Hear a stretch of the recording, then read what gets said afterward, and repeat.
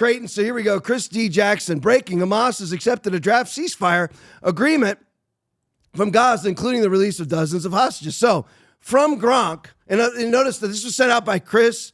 It should be Chris D. Jackson, but it's Chris D. Jackson because this is the Democratic Party acolyte, Trump attacker, and believes that everything that Joe Biden does is great, which absolutely it's not. What has Joe Biden done to release the hostages? Absolutely nothing. Has he sent anybody over to work out any deals? No, not at all. He's done absolutely nothing. He's had no negotiations. He's done absolutely nothing to release the hostages. And remember now, this was what, 10/7/23? Is that right? 10/7/23 was the attack. So they've been, American hostages have been held since October of 2023. And Joe Biden has done nothing. And we are now in January of 2025. And Joe Biden's done absolutely nothing. But lo and behold, Trump gets sworn in 5 days. And now suddenly there's a peace deal. Suddenly they're releasing hostages. But Chris D. Jackson wants to believe it's just typical. Just like showing you all the Democratic, how the Democrats attack Pete Hegseth and how delusional they are. Chris D. Jackson's absolutely delusional. So just think about it. October 7th, so you can count all of it, of 2023. So October, November, December, January, February, October, November, December, January, February, March, April, May, all the way down to October again. So full year, not one hostage is released. Not one. There were some that were released via force.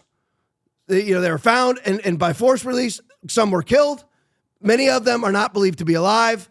But Joe Biden does nothing for a full year. And then October of 2024, November, December, January, he does absolutely nothing for 16 months. And now suddenly Trump is about to be sworn in as president and we have hostages being released. So from Grok, Hamas accepts what Grok is, of course, is Elon Musk from Twitter, is AI.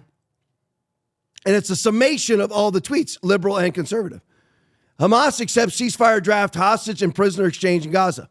Hamas has agreed in principle to a ceasefire draft with Israel, which includes a phased exchange of hostages for Palestinian prisoners. The deal, if finalized, could see the release of 33 hostages in the first phase, a temporary halt of hostilities, and further negotiations for broader peace efforts in Gaza. Critics and supporters within Israel hold mixed views. All right, so there's the Chris D. Jackson tweet. Now, why are they actually being released? Well, here's an unusual Wales video. This will tell you why they're actually being released. Play it for me. If those hostages aren't back, I don't want to hurt your negotiation. If they're not back by the time I get into office, all hell will break out in the Middle East. Can you elaborate? And it will not be good for Hamas, and it will not be good, frankly, for anyone. All hell will break out. I don't have to say anymore, but that's what it is.